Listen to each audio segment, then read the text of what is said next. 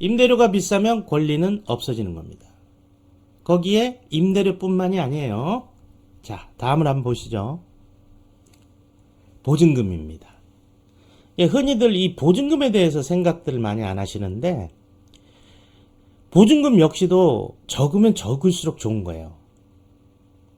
아, 보증금은 어차피 내 거라서 뭐 많아도 내 거다. 내가 가져가면 된다. 맞는 말이죠. 보증금은 손해보는 돈은 아니에요. 하지만 이걸 아셔야 돼요.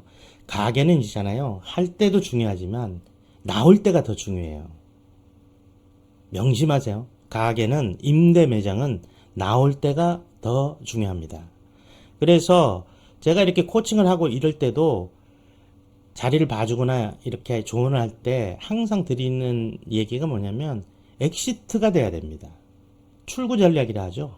엑시트가 원활치 않게 보이는 곳은 들어가면 안 돼요. 그러면 엑시트가 원활치 않은 곳이다. 대표적인 케이스가 보증금이 센 데입니다. 내 주변에 보증금이 한 5천쯤 해요. 근데 내가 들어가려고 하는 것만 1억이야. 그러면 그 1억짜리 보증금의 내 가게는 나중에 나갈 때 제일 늦게 빠집니다. 안 빠질 수도 있고요. 보증금은 그런 역할을 하는 겁니다. 그래서 보증금이 왜 그런 역할을 하느냐? 들어오려는 사람은 보증금도 투자금의 하나예요.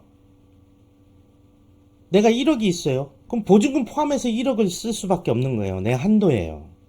아무리 내 것이 라고 하더라도 말이죠.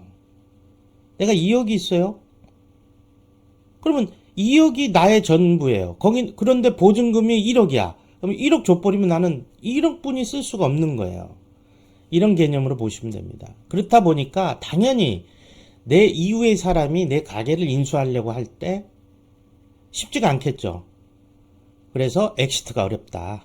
그래서 보증금이 높은 자리는 절대적으로 피하셔야 됩니다. 절대적으로 피하셔야 됩니다. 조금 다른 경우가 있어요. 카페를 얘기하는 거예요. 핸드폰 가게, 다른 이런, 진짜 던킨 도너츠, 이런 얘기가 아닙니다, 지금. 우리 카페 얘기를 하는 거예요. 카페는 보증금이 센 데 들어가면 안 된다, 이 말이에요. 그래서 보증금이 높으면 어떤 일이 벌어지느냐? 월세 높은 거하고 똑같이 나는 권리를 주고 들어가도 나는 권리를 못 받고 나옵니다. 그래서 보증금이 높으면 최소한의 권리도 받기 어렵다. 그런 겁니다. 자, 다음. 우리가 흔히 잘못 알고 있는 현대 2023년도에 잘못된 고정관념. 인테리어 잘하면 성공한다. 이 덕분이네 입이 닳도록 하는 얘기 아닙니까? 그죠? 악플도 그냥 자고 일어나면은 악플 세례를 받는 그겁니다. 오늘은 조금 더 쉽게 얘기하면은 이런 거죠. 내가 인테리어를 1억을 했어요. 그럼 그 1억이, 언제 뽑을 거야, 1억을? 우리가 보통, 원가, 이거를 1년 반에 투자금을 뽑으면 진짜 대박이라 그러거든요. 보통 한 3년 본단 말이에요. 3년에 인테리어비 1억을 뽑으려면 얼마를 벌어야 돼요? 어리석은 짓이에요. 근데 자칫 리스크가 있어가지고 적자가 났어. 적자가 안 나더라도 버는 게 시원찮아. 그 인테리어 뽑으려니까 한 5년, 7년 이렇게 걸릴 것 같아. 그때까지 버틸 수가 없잖아요. 그러면 이제 누군가한테 넘겨야 돼요. 그 넘기는 걸 카페로 고스란히 가져가주면 좋겠는데 그런 경우가 10중 8구 거의 없죠. 운 좋게 한두 개 싸게 넘겨가지고 그렇게 된다면 좋지만, 그거라도 좋지만 거의 철거를 한단 말이에요. 쓰레기가 되는 거예요, 쓰레기. 그래서 인테리어는 쓰레기다 이거죠. 이거에 대한 개념을 확고하게 갖추셔야 돼요. 저도 처음에는 이 말에 대해서 이해를 못했어요. 이해를 못해가지고. 그런데 이제 한 20년 수백 개의 카페를 하다 보니까 인정하게 되더라고요.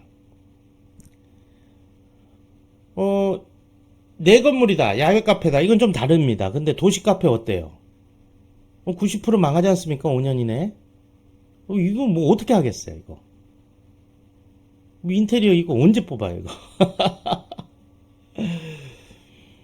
그래서 인테리어 비용과 매출의 상관관계는 생각보다 크지 않다. 이거 많이들 착각하십니다.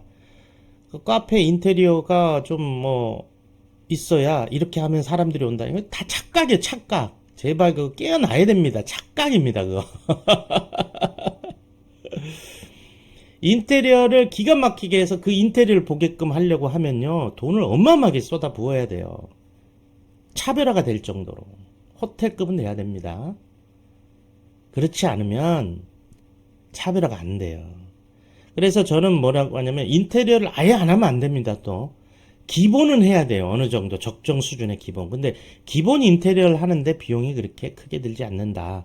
그리고 기본 인테리어 하는 데는 반셀프로도 충분하다. 그런 의미로 제가 인테리어를 반셀프로 하시라.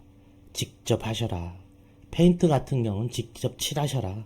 이렇게 말씀을 드리는 겁니다. 자, 또 잘못된 고정관념. 특이한 메뉴 하면 성공한다고. 또 메뉴만 쫓아다니시는 분이 있어요. 보니까 뭐 인스타 같은 데 보거나 다른 데 보면 뭐 희한한 음료가 떠가지고, 야, 그걸로 돈 벌었다더라. 버터크림 라떼로 돈 벌었다더라. 내가 그 레시피 알아왔는데, 이 동네는 없으니까 내가 그거 하면은 대박이 나겠지. 천만의 말씀입니다. 천만의 말씀이에요. 특이한 메뉴를 하면 성공한다. 절대 그렇지가 않고요. 메뉴는 경쟁력이 있다라는 것은 말이죠. 특이한 메뉴라서 생겨나는 게 아니에요. 기본적인 누구나 아는 메뉴에서 남들과는 다른 차별화된 비주얼과 맛을 가미한 거예요. 이게 고수반열이라는 거예요. 공부를 웬만큼 하지 않으면, 음료에 대해서 공부를 하지 않으면 그게 안 나와요. 우리가 그거잖아요. 옛날에 스티븐 스필버그가 그런 얘기 했잖아요. 당신이 영화를 하면 그렇게 흥행에 맨날 성공을 하는데 그 비결이 뭡니까? 스티븐 스필버그한테 물어봤어요. 그랬더니 스티븐 스필버그 감독이 그 당시 뭐라 그랬냐면, 나는 반발짝만 앞서 나가는 법을 안다 그랬어요. 반발짝만. 남들은 한 발짝을 앞서 나간다. 그래서 실패한다. 나는 딱 반발짝만 앞서 나간다. 메뉴가 그런 겁니다. 누구나 다 아는 메뉴를 반발짝만 앞서 나가는 비주얼과 맛을 가미를 하면 그게 터지는 겁니다. 자, 또 있죠. 열심히 하면 성공한다.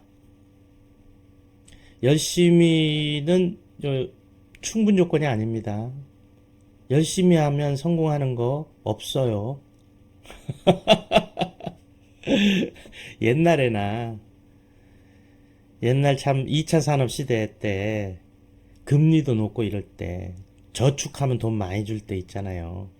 시간당 특별한 기술 없이 꿋꿋이 노동을 하면 돈을 벌던 그때, 저축하면 이자가 쌓이던 그때, 그거는 내가 열심히 하는 만큼 빨리 부를 창출할 수가 있었어요.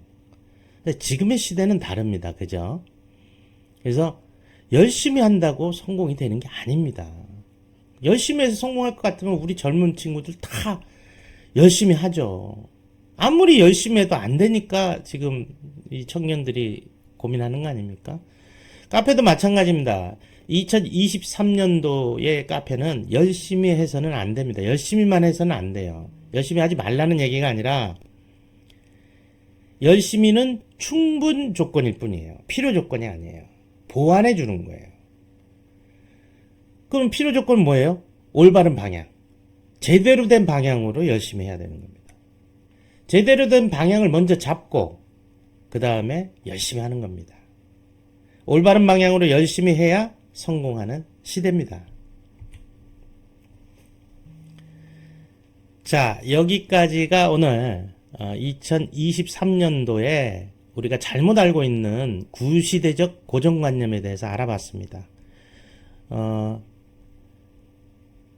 이것은 제가 진짜 오랜 동안 경험을 통해서 느끼고 깨달은 바고요. 꼭 여러분들한테 전달하고 싶은 내용이기도 하고 수시로 하는 얘기이기도 합니다. 물론 제 말이 다 100% 맞지는 않아요. 그건 일반화의 오류에 빠지시지 않길 바라고요.